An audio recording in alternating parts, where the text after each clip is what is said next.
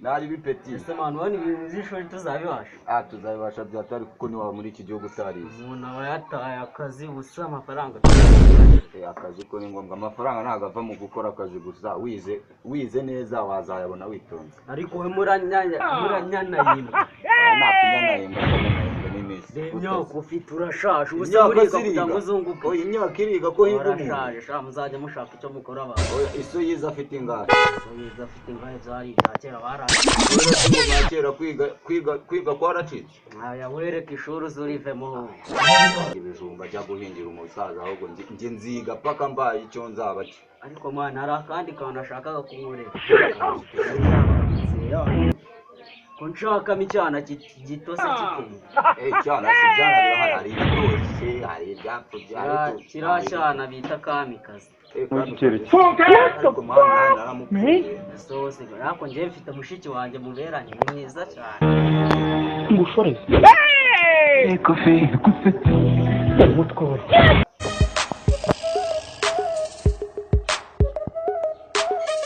Morning student. meruka muri corona twiga ko morning ni imbwa Ibyo bintu birashoboka mwana haratwica tu. teacher ni umugoma aragiye morning dog teacher Unguki? Ibyo bintu birashoboka. Ibyo bintu bivuze ni ibiki?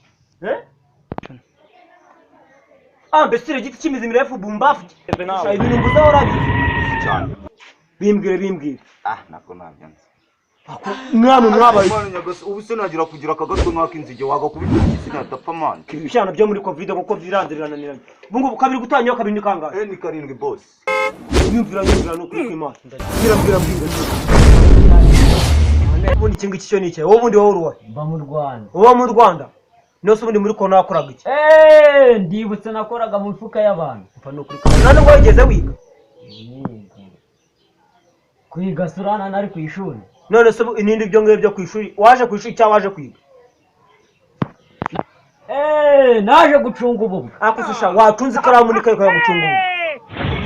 ariko teacher nawe ufite ikibazo Oya nta kibazo ntago twiga wembe se Sylvia none ndakubita wowe umva wowe witonda ntago twigisha neza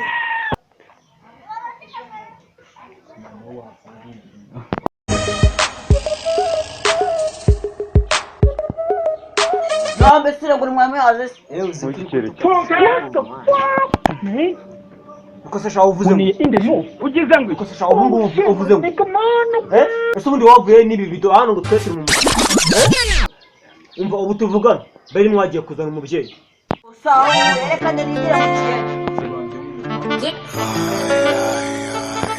mu ubuzima bwa Kigali buranze ubu ngubu umunsi wose nkorera uduceri tubiri kuko magana ubu usanga ndaguramo iki ariko nta mwana kakazi ndakanga ubu ngubu nzaza nkora akakazi nkorere desi ubu bizahera abana bane ko bari barabaye nk'injegera zigenda bari barabaye nk'igufwa ryambaye imyenda bari bahagaze bemye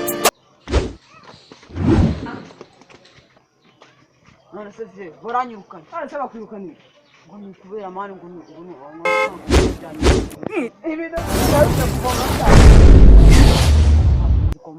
ibyaha byanjye birane ubu se nakuzi ko yimbimenye imbaraga nateye nk'ubya ingena nkazingamo igitoki ubu kiba cyane